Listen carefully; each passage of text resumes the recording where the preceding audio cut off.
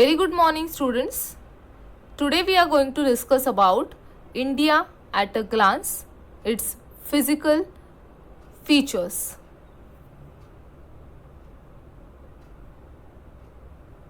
These are some of the physical features of India.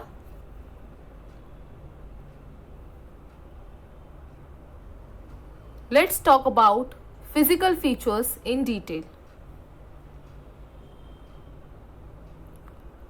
The mainland of India comprises 4 regions, namely the Great Mountain Zone, plains of the Ganga and the Indus, the desert region and the southern peninsula. The Himalayas, which comprise 3 almost parallel ranges, intersected with large plateaus and valleys, some of which, like the Kashmir and Kulu valleys, which are fertile, extensive and of great scenic beauty. Some of the highest peaks in the world are found in these ranges. The high altitudes admit travel only to a few passes. These passes are the Ghat regions. Notably, the Jelepla and Nathula on the main Indo-Tibet trade route through the Chumbi Valley, northeast of Darjeeling, and Shipkila in the Satluj Valley, northeast of Kalpa, Kinnaur. The mountain wall extends over a distance of about 2,400 km with a varying depth of 240 to 320 km. In the east, between India and Myanmar and India and Bangladesh, hill ranges are much lower. Garo, Khasi, Jaintia and Naga hills running almost east to west join the chain to Mizo hills running north to south. So this is all about the Himalayas and its 3 parallel ranges. Now let's talk about the plain regions. The plains of the Ganga and the Indus, about 2,400 km long and 240 to 320 km broad, which are formed by the basins of 3 distinct river systems, the Indus, Ganga and Brahmaputra. These rivers are known as the perennial rivers or the Himalayan rivers. They are one of the world's greatest stretches of the flat alluvium and also one of the most densely populated areas on the earth. Between the Yamuna at Delhi and the Bay of Bengal, nearly 1,600 km away, there is a drop of only 200 meters in elevation. So this is all about the plain regions of Ganga, Indus and Brahmaputra. Now let's talk about the desert region.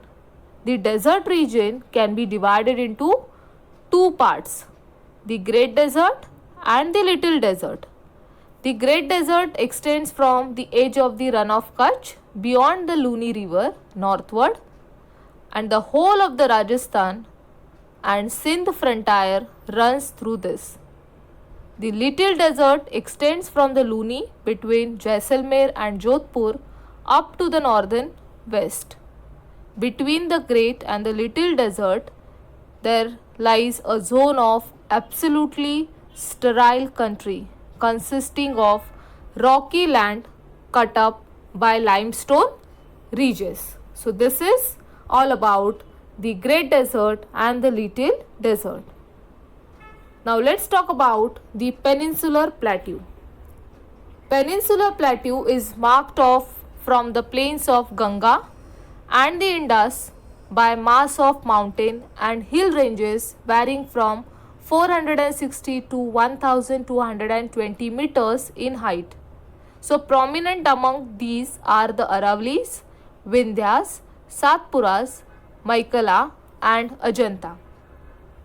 The peninsula is flanked on the one side by the Eastern Ghats, where average elevation is about 610 meters, and on the other way by the Western Ghats, where it is generally from 915 to 1220 meters, rising in places to over 2440 meters.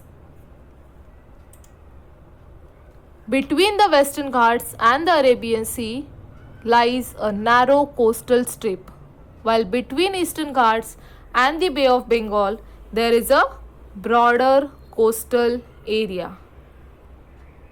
Western coastal plains and eastern coastal plains. So the southern point of the plateau is formed by the Nilgiri Hills, where the eastern and western Ghat meets. The Cardamom Hills lying beyond may be regarded as a continuation of the Western Ghats. So this is all about the Deccan Plateau or the Peninsular Plateau of India. So here hopefully you have understood the mainland, which comprises into four regions, namely the Great Mountain Zone, plains of the Ganga and Indus, the desert region and the southern peninsula. Thank you.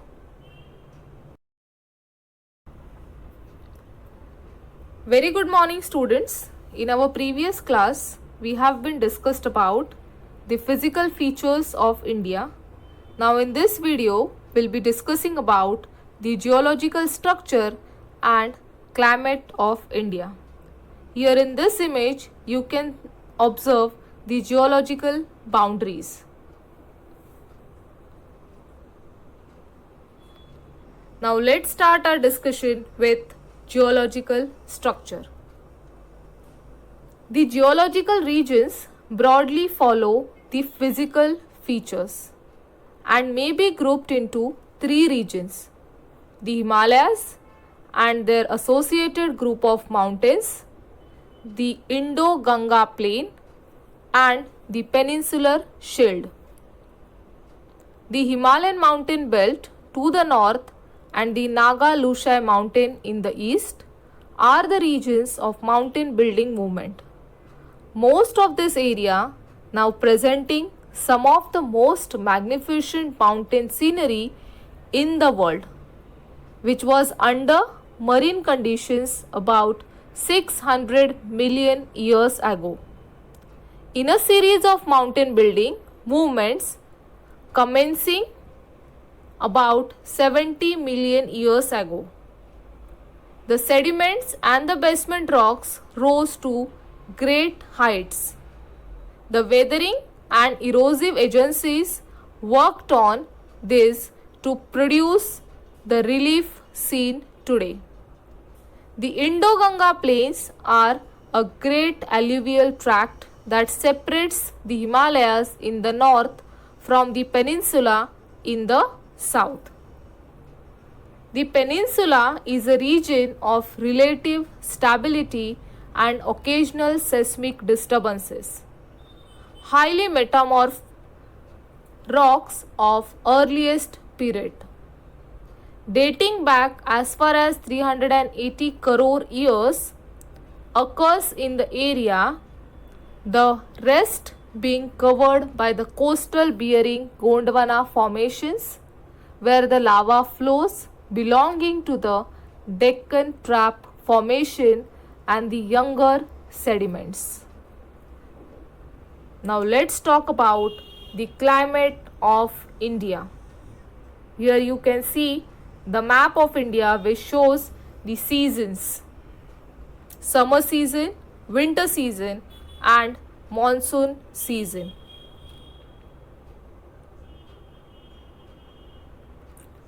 The climate of India may be broadly described as tropical monsoon type. There are four seasons: winter season from January to February, hot weather summer season March and May, rainy southwestern monsoon season June to September, and post monsoon also known as northeast monsoon in the southern peninsula from October to December. So here we can say that the India's climate, which is affected by two seasonal winds, the northeast monsoon and the southwest monsoon.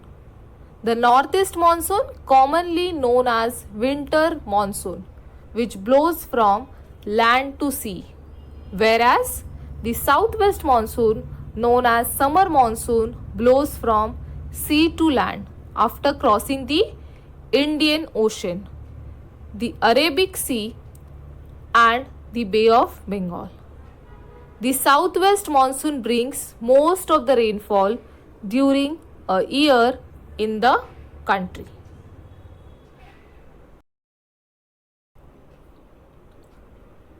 Very good morning, students. In our previous class, we have been discussed about the physical features, geological structure, and about India's climate. Today we are going to discuss about rivers of India, its flora and fauna. Rivers. Here you can see the map of India which showing us the major rivers.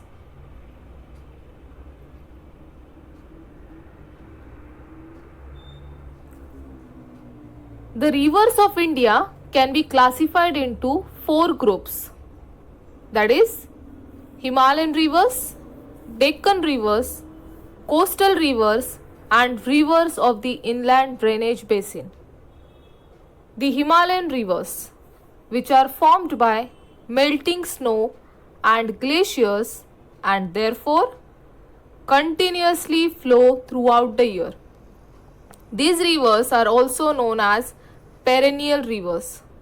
So during the monsoon months, Himalayas receive very heavy rainfall and rivers swell, which causes frequent floods.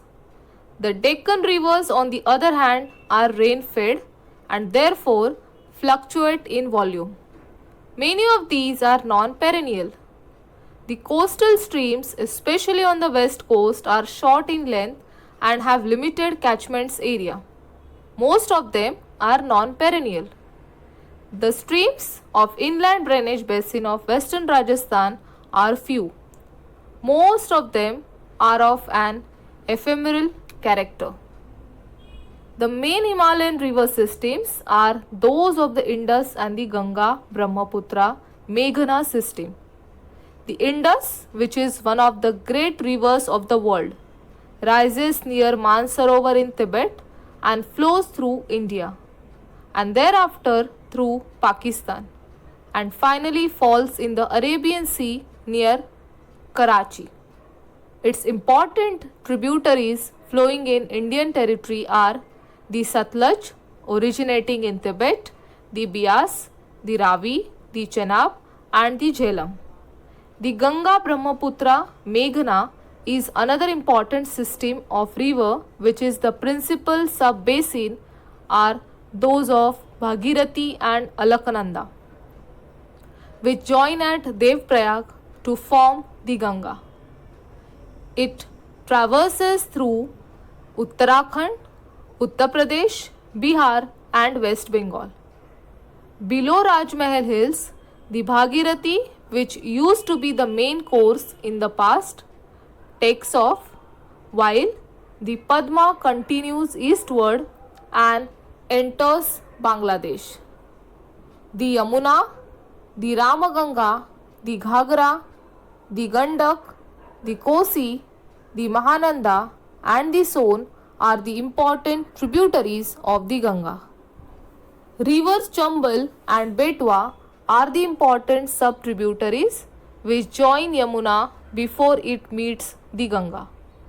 The Padma and Brahmaputra join inside Bangladesh and continue to flow as the Padma or Ganga.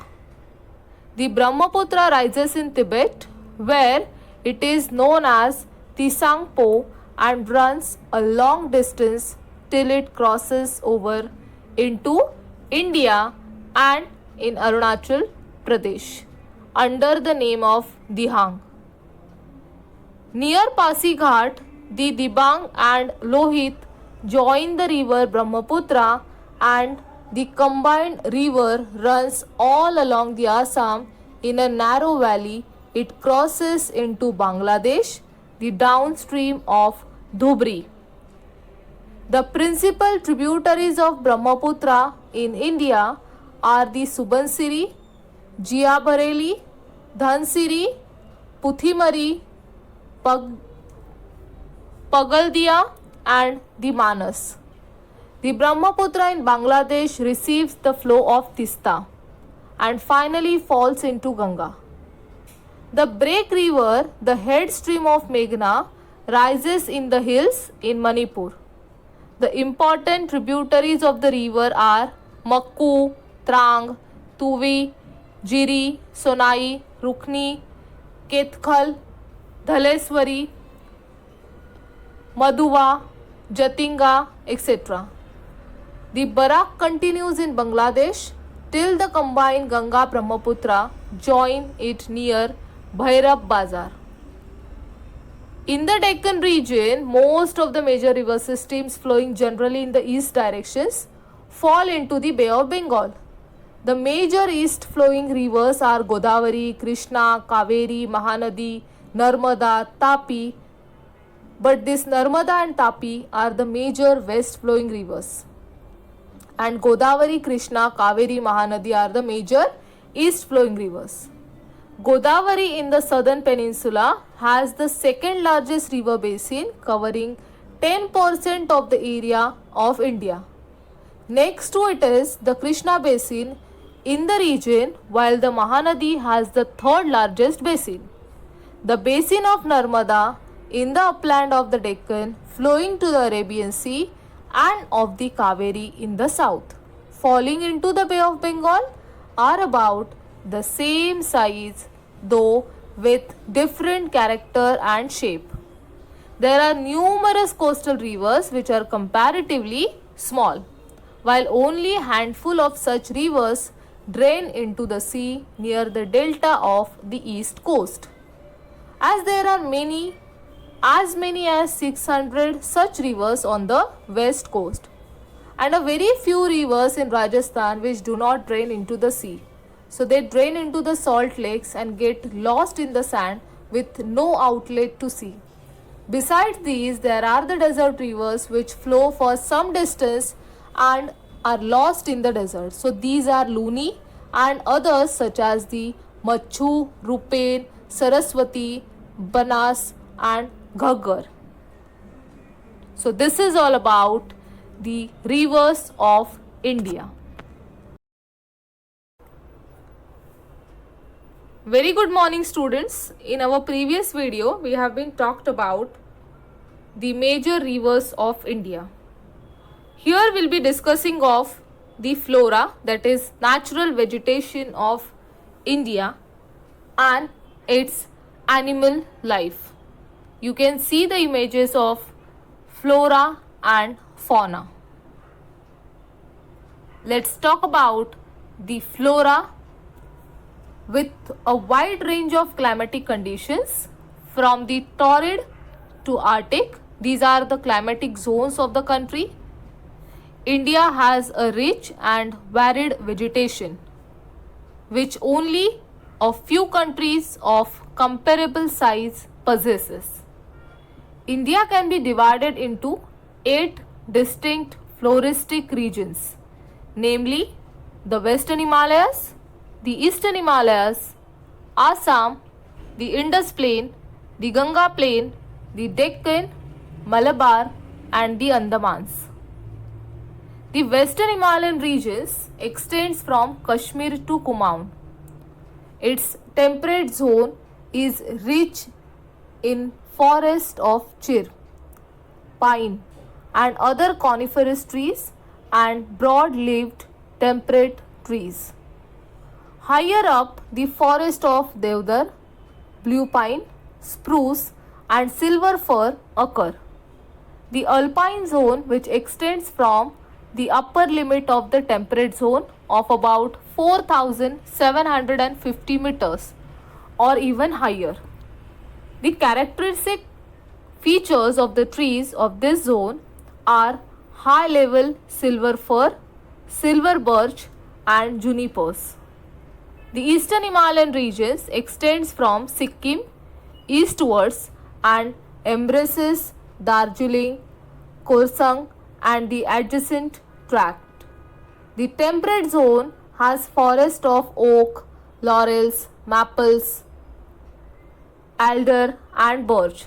Many coniferous junipers and dwarf willows also occur here. The Assam region, which comprises the Brahmaputra and the Surma valleys with evergreen forest, occasional thick clumps of bamboos, and tall grasses. The Indus Plain regions comprises the plains of Punjab, western Rajasthan, and northern Gujarat. It is dry and hot and supports natural vegetation. The Ganga Plain region covers the area which is alluvial plain and is under cultivation of wheat, sugarcane, and rice. Only small areas supports the forest of widely differing types. The Deccan region comprises the entire tableland of the Indian peninsula and supports the vegetation of various kinds from scrub jungles to mixed deciduous forest. The Malabar region covers the excessively humid belt of mountain country parallel to the west coast of the Indian peninsula. Besides being rich in forest vegetation, this region produces commercial crops which are important such as coconut, betel nut, paper, coffee, tea, rubber, and cashew nut. The Andaman Nicobar regions abounds in evergreen mangrove, beech, and diluvia forest.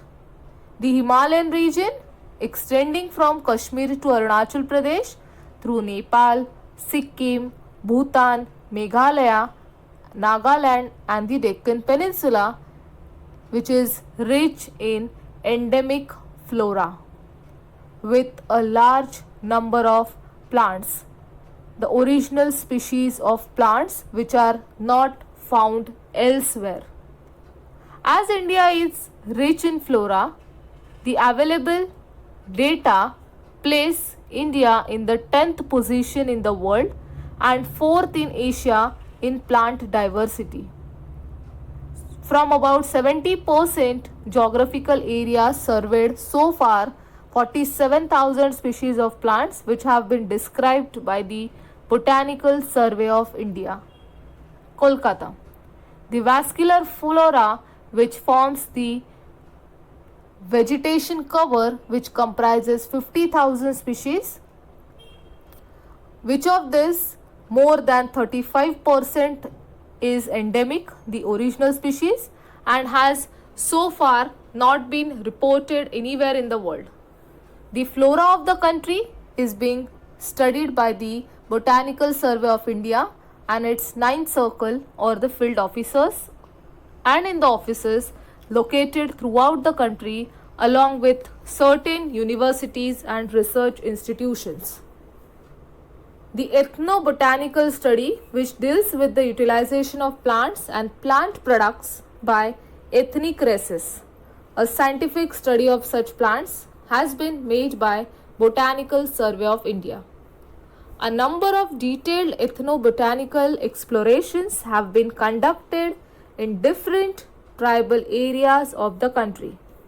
More than 800 plant species of ethnobotanical interest have been collected and identified at different centers. Owing to destruction of forest for agriculture, industries, and urban development, several Indian plants are facing extinction. About 1,336 plant species are considered vulnerable and endangered. About 20 species of higher plants are categorized as possibly extinct, as these have not been cited during the last 6 to 10 decades. The Botanical Survey of India brings out an inventory of endangered plants in the form of a publication titled Red Data Book. Very good morning, students. In our previous class, we have been discussed about natural vegetation, that is flora. Let's talk about the fauna, wildlife. The Zoological Survey of India, with its headquarters in Kolkata and 16 regional stations, is responsible for surveying the faunal resources of India. Possessing a tremendous diversity of climate and physical conditions, India has a great variety of fauna. Numbering 89,451 species, which include Protista, Mollusca, Arthropoda, Amphibia, Mammalia, Reptilia, and the other species of the animals. The mammals, which includes the majestic elephant, Indian bison, the largest of existing, the great Indian rhinoceros, the gigantic wild sheep of the Himalayas, the swamp deer, the spotted deer, nilgai, the four-horn antelope, the Indian antelope or black buck, the only representatives of this genera. Among the cats, the tiger and the lion are the most magnificent of all. Other splendid creatures such as the clouded leopard, the snow leopard, the marbled cat are also found. Many other species of mammals are remarkable for their beauty, coloring, grace and uniqueness. Several birds like the peasants, the geese, ducks, parakeets, pigeons, cranes, hornbills and sunbirds inhabit forest and wetlands. Rivers and lakes harbor crocodile and gharials, the latter being the only representative of the crocodian order in the world. The saltwater crocodile is found along the eastern coast and in the Andaman and Nicobar Islands. A project for breeding crocodiles started in the year 1974, which has been instrumental in saving the crocodile from extinction. The Great Himalayan Range, which has a very interesting variety of fauna that includes the wild sheep and goats, ibex, shrew, etc. The panda and the snow leopard are found in the upper reaches of the mountains. The depletion of the vegetation cover due to the expansion of agriculture, habitat destruction, overexploitation, pollution, introduction of toxic imbalance in the community structure, epidemics, floods, droughts and cyclones, which contribute to the loss of flora and fauna. More than 39 species of mammals, 72 species of birds, 17 species of reptiles, 3 species of amphibians, 2 species of fish, and a large number of butterflies, moths, and beetles are considered vulnerable and endangered. So, this is all about the India at a glance, its physiography. Thank you.